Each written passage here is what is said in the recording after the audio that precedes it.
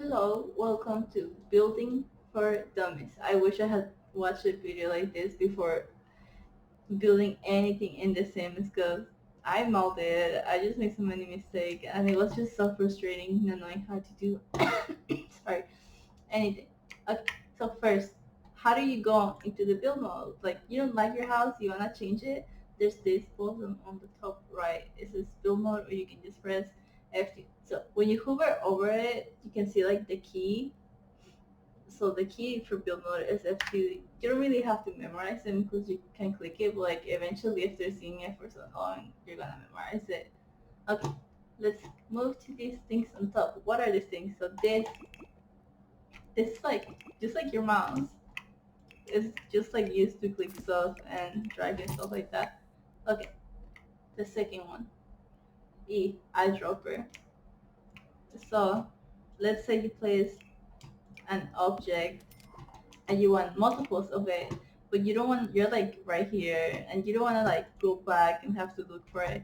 So you click the eyedropper or press E, click the object and place it. Okay.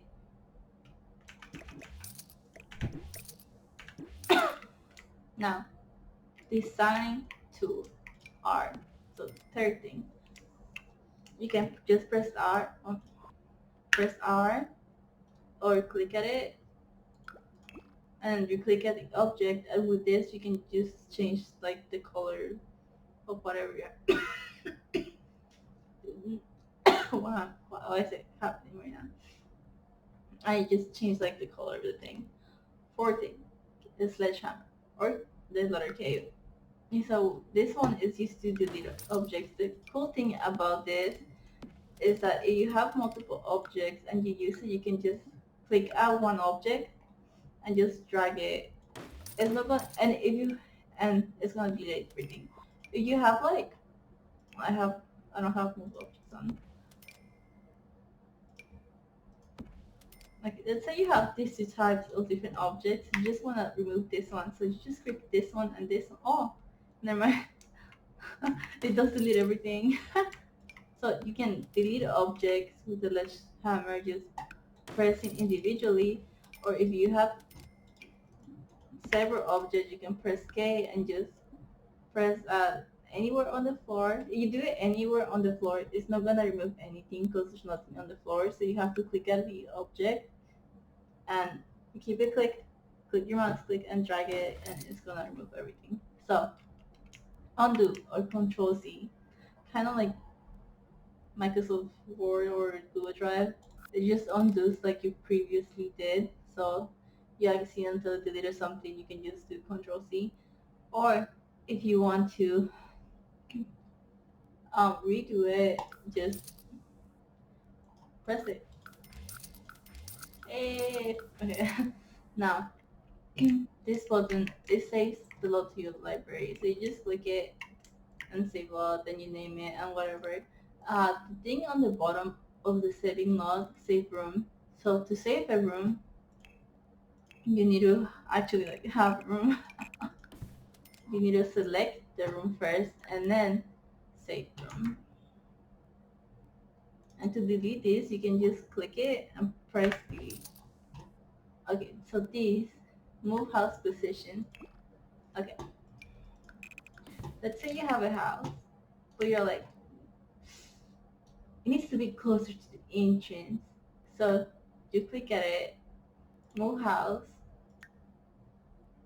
I move lot Y, sorry, and you can just drag it wherever you want. If you see there where the mailbox was, it becomes yellow. It's gonna be removed because it's like out of bounds of the law. So when you place it, it's just gonna, oh, it placed it back there because the game requires you to have a mailbox. But yeah, okay. Now these. Let's say you build this beautiful house, but somehow you just end up hating it. So you click the first button versus filterize slot. It's gonna ask you if you're sure you want to delete it, because girl, there's no going back. You can't use Control C and it just deletes it. Oh, terrain, filterize terrain.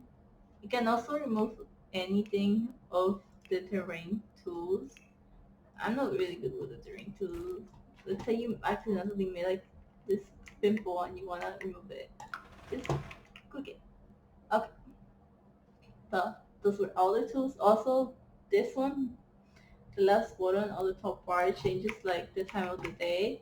It's pretty convenient because you're like, if you want to make it look nice during night, or you want to see how it looks in certain time of the day, or it's night in game and it's just hard to see and you don't want to build during night. Okay, so where should we go over next? I guess we should go over the walls because that's like the first thing you need. So this might seem really overwhelming, but the truth is you're not even gonna use most of this. You're just gonna use probably this three and this two. I mean this one. But all of this is whatever. You can just ignore it, to be honest. So this wall tool B. Wall tool. So this one, it just makes like the walls. You can make them going towards any direction. The thing about this one is that it only goes to like once. So I'll show you. Okay, so the second one, room tool. This one you just drag it and it automatically creates the room. But you can't do like the same thing with the other one. Like with this one, you can do the walls like this, but with this one you can't because it's the room tool. It's making a square. So this one I like it. I use it pretty frequently. You cannot just place it wherever you want, and it just continues on and on for as long as you want. As you can see, there's no like walls or floors. In this sense, you need to, the room has to be closed down for the rooms and ceiling to come up. Yeah, I guess this can be a little bit annoying. Okay, platforms. Let's say you want to make like a custom platform from an Enter or something like that. The easiest thing I would say just, you can just use this tool, the platform tool, or and just like leave one there, and then you just click copy and just make whatever shape you want. The reason I say copy is because let's say you wanted to make an L shape, you can't really do that if you only have like one of these. That's why I like to keep one of the squares and then eventually delete it so I can go like in any direction and make any kind of shape, or else it just get annoying. So you want to make your platform taller, you just raise platform, lower platform. Add these buttons up here. Okay, let's go back to wall. So when you make a wall, up here there's gonna be like a button that's like the height of the wall. Let's say you made this and it took you long and you don't want to take the time to do it again. You just click copy,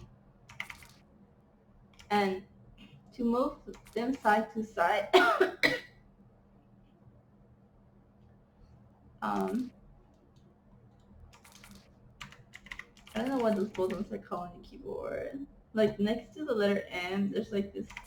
Oh, you use more than and less than buttons to move them side to side. You just place it wherever you want, and you're ready to build. Just kidding.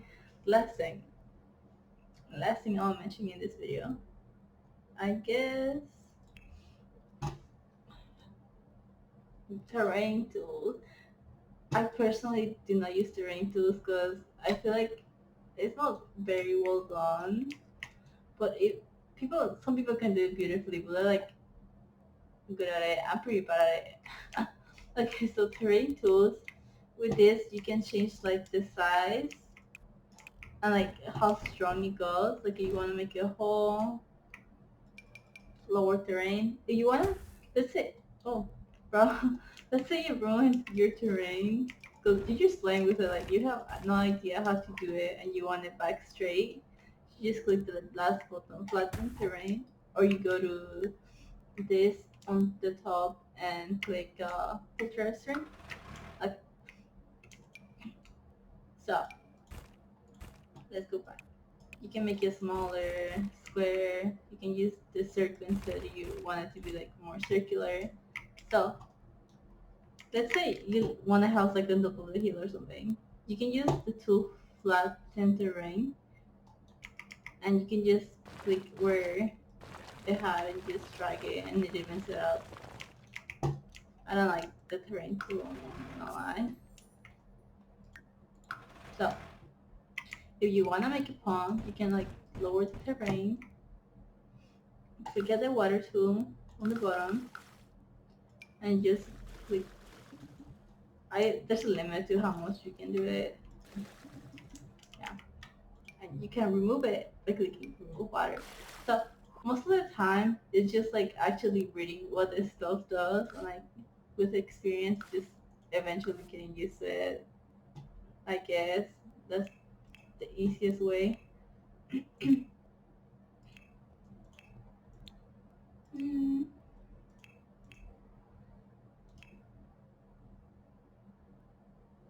yep. Uh, I think that should be all for this video. Well, I guess I can add one more thing. So, as you might have noticed, this game is based on a grid system. So, you can't place things next to each other. So, if you want to place things next to each other, you click Shift Control C and you type BB dot move object on, and then you can place it wherever you want. But the thing about this, sometimes the object might not be usable, so it's more like for aesthetics. Like you wanna clutter it, you don't care if the sims can go to that area, it should be fine. But if you use the PV more over this a lot, I would recommend you like at the end of your build, you test it, like if it actually works, you know. Oh yeah, I was gonna mention one more thing. Okay, so I don't know why when I started playing this game it took me so long to figure out how to do this. So you have a tree, you love the tree, but you wish it was smaller. You click, um, I forgot what they're called. Dude, what I keep forgetting. mm, Brackets. Sorry. You click brackets to make objects smaller or bigger. Oh my god! Imagine living to a neighbor with this tree. I mean, it's not even a tree. It's a natural toilet. Yes. I'm not sure if some objects like this one work if you make it bigger, but I know. No, oh my god, I got so distracted. I forgot the purpose of this video. Okay, so I know this object that you can make bigger and smaller, and people and the toilets can still use it. So the house, they're huge. Like you can if you make it smaller, the toddlers can still use it, which is pretty nice, I think. So you click it, do it. Okay. I hope that helps. Oh yeah. And when you save things, you can choose to save it to your gallery, to your library in your computer, or to the gallery out there so anyone can download it. And if you so how do you go to your gallery?